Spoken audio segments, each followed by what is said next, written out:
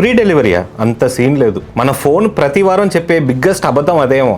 ఎందుకంటే delivery free అయితే ఎవరో ఒకరు పే చేస్తున్నారు కదా. అది యాపా, లేదా రెస్టారెంటా, లేదా డెలివరీ బాయా, లేదా నువ్వా? 10 years బ్యాక్ ఫుడ్ కావాలంటే బయటకు వెళ్ళేవాళ్ళం. ఇప్పుడు చాయ్ కావాలన్నా ఆర్డర్ చేసుకుంటున్నాం. ఇది మీకు ఒక ప్రోగ్రెస్ లా కనిపిస్తుంది కదా, కానీ అక్కడే ఒక సైలెంట్ గేమ్ స్టార్ట్ అయింది. రెస్టారెంట్స్ కమిషన్స్ కట్టడం స్టార్ట్ చేశాయి. డెలివరీ పార్ట్నర్స్ టైం తో రేస్ చేస్తున్నారు. అండ్ కస్టమర్స్ వచ్చేసి హ్యాండ్లింగ్ ఫీ అని, రెయిన్ ఫీ అని, ప్లాట్ఫామ్ ఫీ అని ఇవన్నీ కడుతున్నారు. ఇక్కడ షాకింగ్ పార్ట్ ఏంటో తెలుసా? ఫుడ్ యాప్స్ ఫుడ్ అమ్మట్లేదు, they are selling convenience. Efforts ని రిమూవ్ చేస్తున్నారు. మన ఎఫర్ట్ ఫీల్ అవ్వకపోతే కాస్ట్ కూడా ఫీల్ అవ్వము. 40 రూపీసే కదా, ఏం కాదులే అనుకుంటాం. ఇక్కడ కన్వీనియన్స్ పెయిన్ ని హైడ్ చేస్తుంది. ఇది మిడిల్ క్లాస్ ఫ్యామిలీస్ కి చాలా బాగా తెలుసు. ఒక్క ఆర్డర్ ఎక్స్పెన్సివ్ కాదు, అలాగని 2 ఆర్డర్స్ కూడా ఎక్స్పెన్సివ్ కాదు. కానీ మంత్ మొత్తం ఇలా చిన్న చిన్న ఆర్డర్స్ చేసుకుంటూ పోవటం వల్ల అక్కడే డబ్బులంతా అయిపోతున్నాయి. ఒక పెద్ద బ్లాస్ట్ లాగా కాదు, వాటర్ ట్యాంక్ నుంచి స్లోగా లీక్ అయ్యే వాటర్ డ్రాప్ లాగా. ఇక్కడ ఎవ్వరు ఏది ఫ్రీగా ఇవ్వరు, ఆలోచించండి.